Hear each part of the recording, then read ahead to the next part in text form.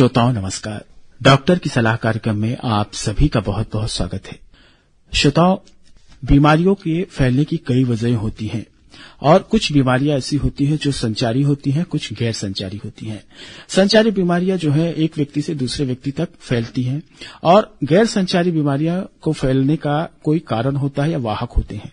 तो श्रोता, जब हम बात करते हैं हमारे छत्तीसगढ़ प्रदेश की, तो यहाँ पर गर्म मौसम जो है मच्छरों और कीटों के पनपने के लिए काफी सहयोग करता है और छत्तीसगढ़ में देखा जाए तो मच्छरों का प्रकोप काफी देखने को मिलता है, चाहे ग्रीष्म ऋतु हो या इसके अलग कोई भी मौसम हो।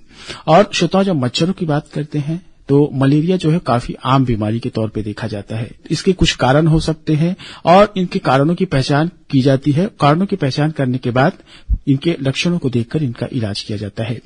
और श्रोताओं, हम बताना चाहेंगे 25 अप्रैल आज विश्व मलेरिया दिवस मना रहे हैं, तो इस बारे में जागरूकता और इसके लिए लोगों में जानकारी फैलाना हमारा कर्तव्य है कि मलेरिया कैसे होता है, किसके द्वारा फैलता है, इसके उपचार किस तरह किए जा सकते हैं।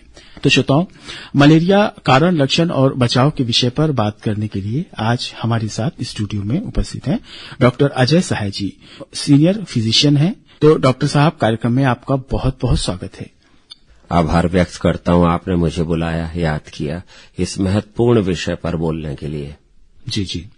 तो डॉक्टर साहब, सबसे पहले तो जब हम मलेरिया की बात करते हैं और आज 25 अप्रैल है और विश्व मलेरिया दिवस मनाया जाता है, तो वर्ल्ड मलेरिया डे क्यों मनाया जाता है और उसके बाद हम जानना चाहेंगे कि मलेरिया क्या है।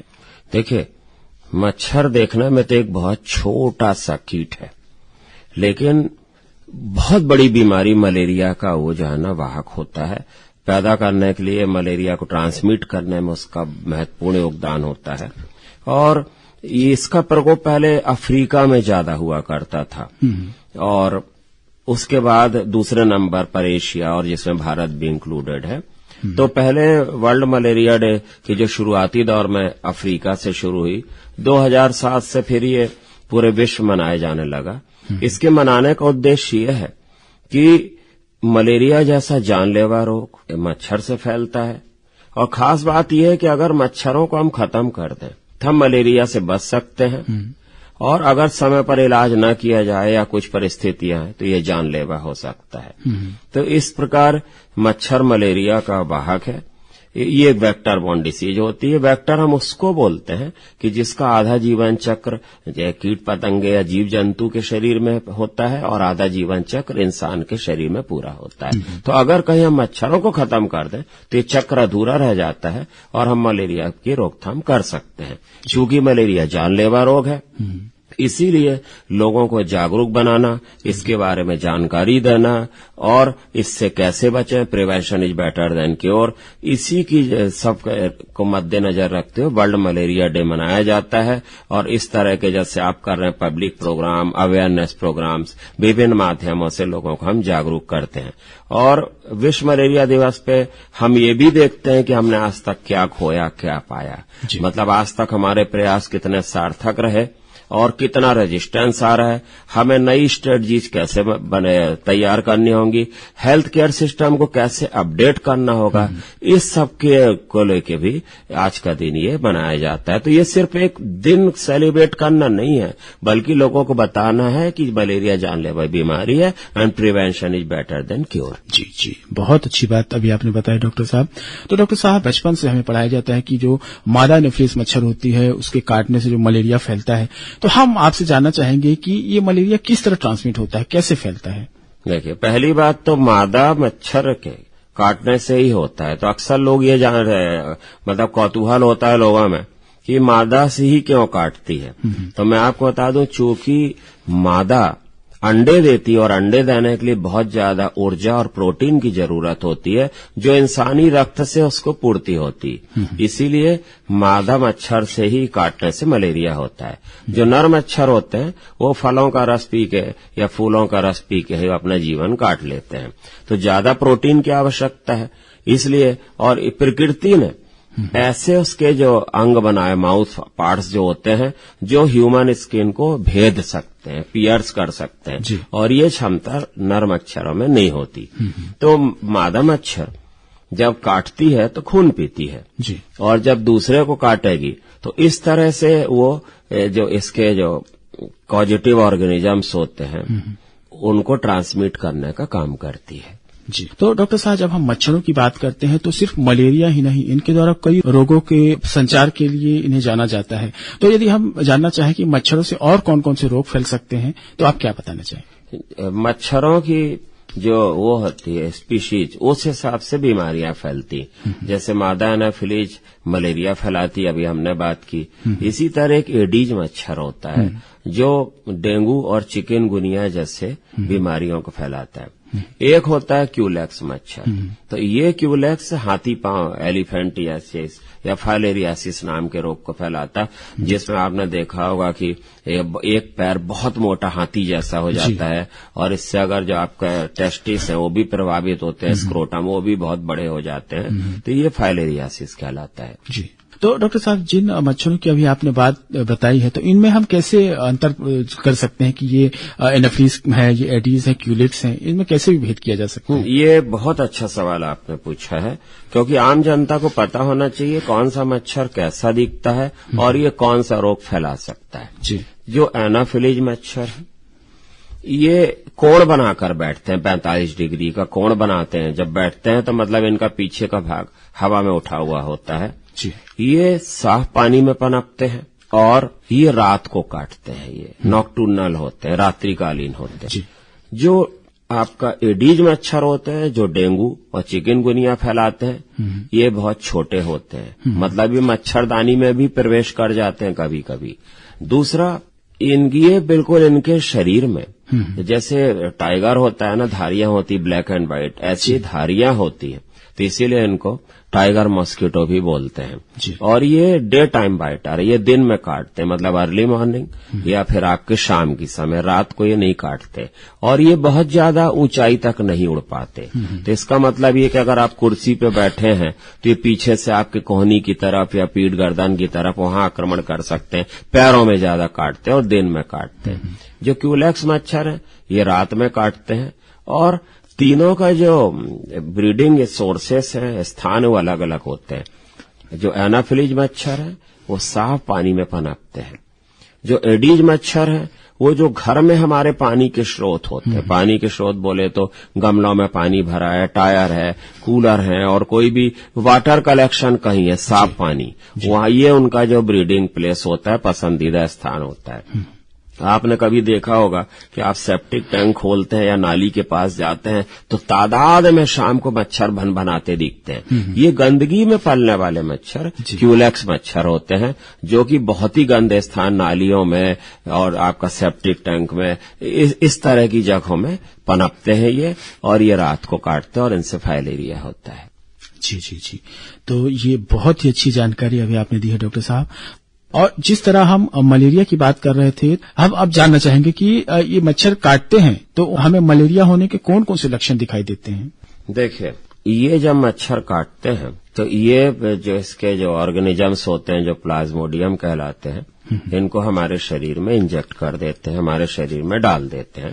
ये प्लाज्मोडियम 4 प्रकार के होते हैं, प्लाज्मोडियम वाइवेक्स, फैल्सीपेरम, ओवेल और वाइवेक्स। मैं आपको बता दूं कि हमारे इंडिया में वाइवेक्स मलेरिया बहुत कॉमन है और अफ्रीकन कंट्रीज में ओवेल मलेरिया बहुत कॉमन है। और जो आपका फैल्सीपेरम मलेरिया होता है, जिससे मस्तिष्क मलेरिया होता है, ब्रेन मलेरिया का जो कॉजेटिव ऑर्गेनिज्म है, वो बड़ा खतरनाक होता है, वो भी इन्हीं से होता है। और एक होता है प्लाज्मोडियम मलेरिया। तो ये 4 प्रकार के ये आपके ऑर्गेनिज्म ये इंजेक्ट कर देते हैं, तो तुरंत कुछ नहीं होता। जब ये शरीर में जाएंगे तो परिस्थिति, मच्छर तो दिन भर काटते रहते, लेकिन सबको मलेरिया नहीं होता। तो ये इस बात पर निर्भर करता है कि आपकी इम्यूनिटी, शारीरिक क्षमता कितनी दुरुस्त है। जो बुजुर्ग हैं, बच्चे हैं, गर्भवती महिलाएं हैं या जो बीमार हैं, उनको जल्दी मलेरिया होने का डर होगा। जो स्वस्थ हेल्दी लोग हैं उनमें ये जीव जंतु बीमारी के ऑर्गेनिजम्स पनप नहीं पाते शरीर में जाकर। तो इसका अलग अलग समय होता है। जो प्लाज्मोडियम वाइवेक्स होता है, मोटा मोटी 10 से 14 दिन बाद इससे बुखार आता है और लक्षण उत्पन्न होते हैं। और आपका जो फैल्सीपेरम होता है वो लगभग हफ्ते भर में, और जो मलेरिया होता है 18 से 40 दिन बाद उसमें बुखार आता है। ये समय इसलिए लगता है क्योंकि इस दौरान जो इनकी जनसंख्या में वृद्धि होती, जब पर्याप्त वृद्धि कर जाते हैं ये प्लाज्मोडियम अंदर, तब ये हमारे शरीर में रोग पैदा करते हैं और इसीलिए ये समय लगता है। इसको इनक्यूबेशन पीरियड कहते हैं जी। जहां तक आपने लक्षणों की बात की, तो मलेरिया बड़ा क्लासिकल सिम्टम्स लेके आता है। पेशेंट को लगभग आधा एक घंटे तक बहुत ज्यादा ठंड लगती है, वो कांपने लगता है, और जब कांपेगा तो उसके बाद उसको तेज बुखार चढ़ने लगेगा। तो पहली जो स्थिति है उसको कोल्ड फेज बोलते हैं, ठंड लग रही है, आपकी शिवरिंग हो रही। फिर उसकी हॉट स्टेज, बहुत तेज बुखार चढ़ जाता है, मतलब 102 से 106 तक जा सकता है, और भले ही पेशेंट कांप रहा था लेकिन उसका बुखार बहुत तेज अब हो जाता है, और इसको हम बोलते हैं हॉट स्टेज। उसके बाद अचानक भयंकर पसीना आने लगता है, और पसीना यानी पर्सपिरेशन, स्वेटिंग स्टेज, और अगले 1-2 घंटे में 3 घंटे में बुखार उतर जाता है। और उसके बाद पेशेंट प्लाज्मोडियम वाइवेक्स के केस में 48 घंटे तक सिम्टम फ्री होता है। तो मतलब पेशेंट को क्या होता है कि एक बार बुखार आया, उतर गया, उसके बाद 48 घंटे तक बुखार दोबारा नहीं चढ़ा, तो मरीज को लगता मैं ठीक हो गया, तो डॉक्टर के पास जाने की जरूरत नहीं होती। 48 घंटे बाद फिर चढ़ने लगता है। और इसी तरह ओवेल में भी होता है, इसको बेनाइन टर्शियन बोलते हैं। लेकिन फैल्सीपेरम में भी इसी तरह का बुखार आ सकता है, कंटिन्यूअस फीवर भी हो सकता है, और ये जानलेवा हो सकता है। इसीलिए इसको मैलिग्नेंट टर्शियन बोलते हैं। मैलिग्नेंसी का अर्थ होता है कैंसर, जानलेवा, उसी से मिलता जुलता है ये शब्द है मैलिग्नेंट टर्शियन। और जो आपका मलेरिया है उसमें हर आपका 72 घंटे बाद बुखार आता है। और आजकल चूंकि मलेरिया के जो कॉजेटिव ऑर्गेनिज्म आपकी दवाइयां बहुत लोग खाते रहे हैं, और जो हम डीडीटी वगैरह छिड़काव करते हैं, इससे थोड़े से इनके जेनेटिक कॉन्स्टिट्यूशन, बनावट में कुछ परिवर्तन आ गया। तो जरूरी नहीं है कि 48 घंटे या 72 घंटे बाद ही बुखार आए। हमेशा हम लोग एक ही चीज बोलते हैं, कोई भी बुखार आज की तारीख में मलेरिया हो सकता है। जी जी जी। तो डॉक्टर साहब, जैसे कि आपने मलेरिया के लक्षणों के बारे में बताया, तो जब इनके लक्षण देखते हैं तो आवश्यक होता है कि इसकी कुछ जांचें भी की जाए। तो मलेरिया के लिए कौन कौन सी जांचें जो है डायग्नोस करने के लिए उपलब्ध हैं? सबसे बढ़िया तो होती है, आप थिक स्लाइड बना लें, रक्त पट्टी का बना लें, और उसमें मलेरिया के आपके जो ऑर्गेनिजम्स उसमें दिख जाते हैं। और कुछ सीरोलॉजिकल टेस्ट होते हैं, जो एलिसा टेस्ट होते हैं और पीसीआर, ये सब टेस्ट होते हैं, वो कंफर्मेशन के लिए होते हैं। लेकिन आम जनता को इतना पता होना चाहिए कि अगर आपके पास कोई आ रहा, आजकल तो स्लाइड टेस्ट भी आ गए हैं, आपके जो क्विक टेस्ट होते हैं उसमें आप एक बूंद खून डालो तो पता चल जाता है कि नहीं। लेकिन सबसे रिलायबल होता है कि आप एक थिक रक्त पट्टिका बनाएं, स्लाइड बनाएं, और उसमें माइक्रोस्कोप में देख लें। अगर आपको आंखों से उसके ऑर्गेनिज्म दिख रहे हैं तो कन्फर्म है फिर। जी जी जी डॉक्टर साहब। तो डॉक्टर साहब, जब हम अब मलेरिया की बात कर रहे हैं तो इसका इलाज भी जो है काफी अभी आधुनिक चिकित्सा पद्धति में आ चुकी है, तो इसके कौन कौन से इलाज जो है अभी उपलब्ध हैं? सभी को पता है कि कुनैन, जी, कुनैन यानी क्लोरोक्विन और क्विनीन, और ये दवाइयां बहुत कारगर होती हैं। लेकिन अभी देखा गया है कि कहीं कहीं पे ये रेजिस्टेंस आ रहा है, दवाइयां असरहीन हो जाती हैं। तो क्लोरोक्विन, क्विनीन हुई आपकी, और आपकी मैफ्लोक्विन है। तो इस तरह की दवाइयां डॉक्टर लोग देते हैं। और अगर मरीज को कड़वी होती, क्विनीन तो दुनिया की सबसे कड़वी दवाई है, लेकिन अगर मरीज को उल्टी नहीं हो रही है तो आप मुंह से गोली देते हैं, तो इसका जो असर जो है ना बराबर उतना ही होता है जितना आप भर्ती करके इंजेक्टेबल देते हैं। और कुछ मलेरिया ऐसे होते हैं जो रिपीट होते हैं बार बार। हम सोचते हैं कि एक बार मलेरिया का इलाज आपने करवा लिया, अब हम ठीक हो गए, ऐसा नहीं है।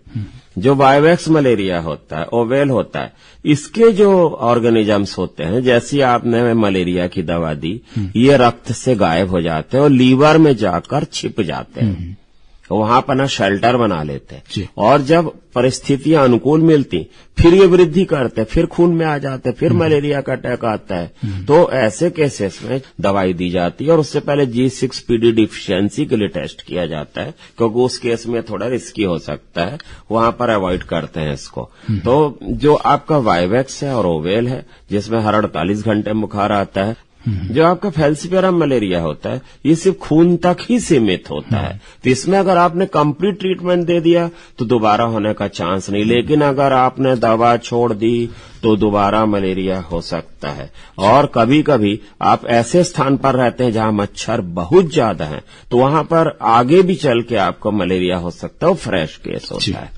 जी। बहुत ही अच्छी जानकारी है डॉक्टर साहब।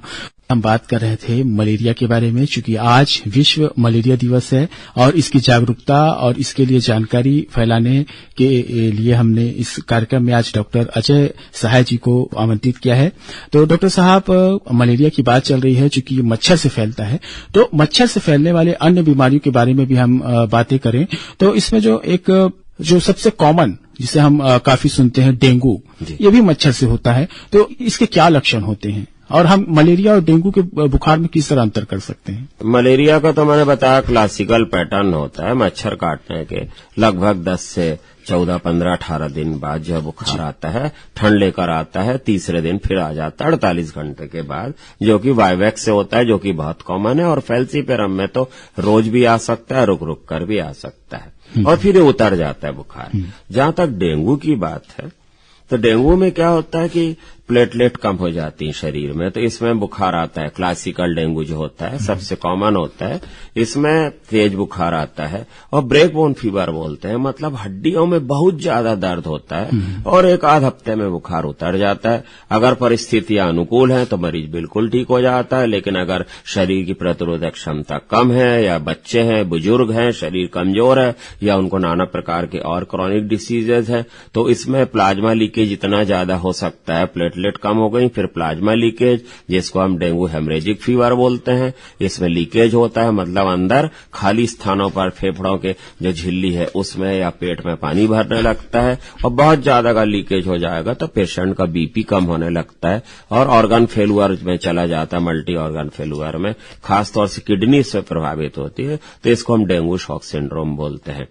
तो ये बड़ी जानलेवा स्थिति होती है। और एक होता है आपका चिकनगुनिया, ये क्यूलेक्स, ये भी जो है ईडीज मच्छर से होता है। और इसमें क्या होता है कि इतना ज्यादा मांसपेशियों में और हड्डियों में दर्द होता है कि पेशेंट सीधा नहीं चल पाता, वो झुक कर चलता है, इसीलिए इसको चिकनगुनिया कहा जाता है। चिकनगुनिया का मतलब होता है बैंड होकर चलना। तो इसमें भी बुखार हफ्ते भर में उतर जाता है, जैसे डेंगू क्लासिकल फीवर में पूरा उतर गया तो पेशेंट आपका ठीक है, और इसमें भी उतर जाता है, लेकिन जो दर्द है जोड़ों का, मांसपेशियों का, वो लंबे समय तक 2-4 हफ्ते, महीनों तक रह सकता है ये, या क्रॉनिक रूप भी ले सकता है, उसमें 6-6 महीने तक फिर दर्द होता है। लेकिन चिकनगुनिया आमतौर पर जानलेवा नहीं होता।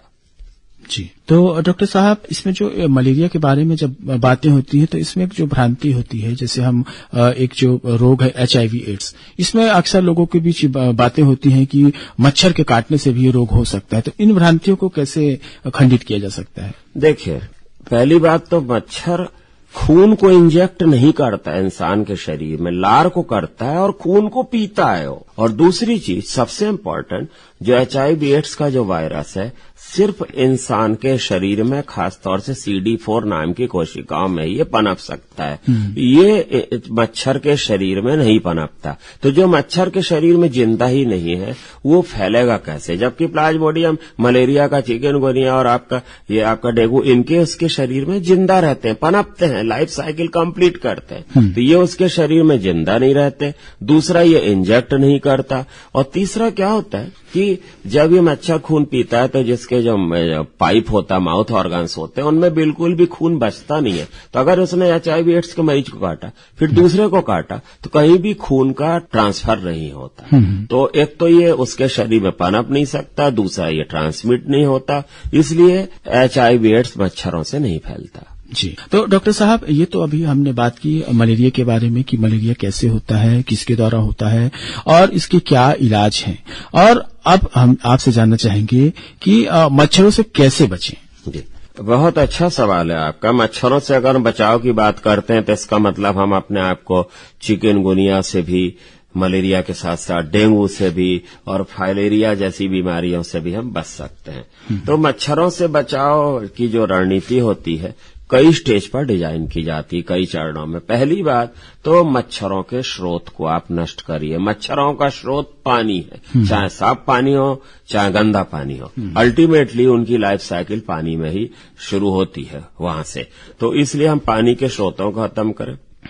तो अगर आपके आसपास गड्ढे हैं, नालियां हैं, गंदगी है, पानी का भराव है, या घर में गमले हैं आपके, टायर हैं, कूलर, तो इस पानी को आपको या तो खत्म करना होगा, या जैसे वाटर कूलर, इसके पानी को हर हफ्ते हम चेंज कर दिया करें, क्योंकि एक हफ्ते के बाद ही फिर इनके अंडों से बच्चे निकलते हैं। तो इस तरह पानी के स्रोत को आप नष्ट करें। और अगर आसपास घर के नालियां, सेप्टिक टैंक है, तो उनको पर्याप्त कवर करके रखें। दूसरा क्या होता है कि ये तालाबों में अगर हम जैविक कंट्रोल करना चाहें तो गैम्बूसिया मछली होती है ना, तो मच्छरों के जो लार्वा प्यूपा को बहुत शौक से खाती, तो गैम्बूसिया मछली डाल दी जाती है, या कोई तेल डाल दें। तो जब आप तेल डालते हैं तो तेल सतह पर तैरता है और वातावरण की ऑक्सीजन को अंदर जाने से रोकता है, तो इससे ये पनप नहीं पाते हैं। दूसरा होता है मच्छरों को आप घर के अंदर आने से रोकें। तो वो आप कैसे रोक सकते हैं? या तो बाहर में आप ये आपका इसके नीम का पेड़ लगा दें, नीम को जला दें, या थोड़ा सा धुआं कर दें, या फॉगिंग कर दें गवर्नमेंट, वो गवर्नमेंट का काम है सड़कों पे।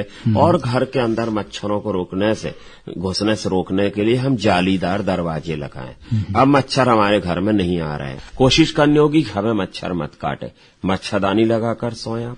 अगर आप मच्छरदानी नहीं लगा रहे, परिस्थितियां अनुकूल नहीं है, तो आप तेज पंखा भी चला सकते हैं, तो उससे मच्छर आपके ऊपर बैठने नहीं पाते।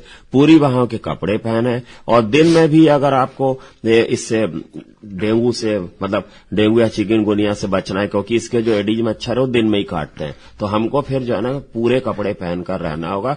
जी, बहुत अच्छी बात अभी आपने कही डॉक्टर साहब। और श्रोताओं, डॉक्टर की सलाह कार्यक्रम में अभी हम बात कर रहे थे डॉक्टर अजय साहा जी से, जो एक सीनियर फिजिशियन हैं, और बात कर रहे थे आज वर्ल्ड मलेरिया डे के विषय पर, मलेरिया के कारण, लक्षण और इसके उपचार और इससे बचने के उपायों के बारे में। तो डॉक्टर साहब, कार्यक्रम में आप आए और हमारे श्रोताओं को मलेरिया के बारे में जो जानकारी दी, इसके लिए बहुत बहुत धन्यवाद। Thank you sir.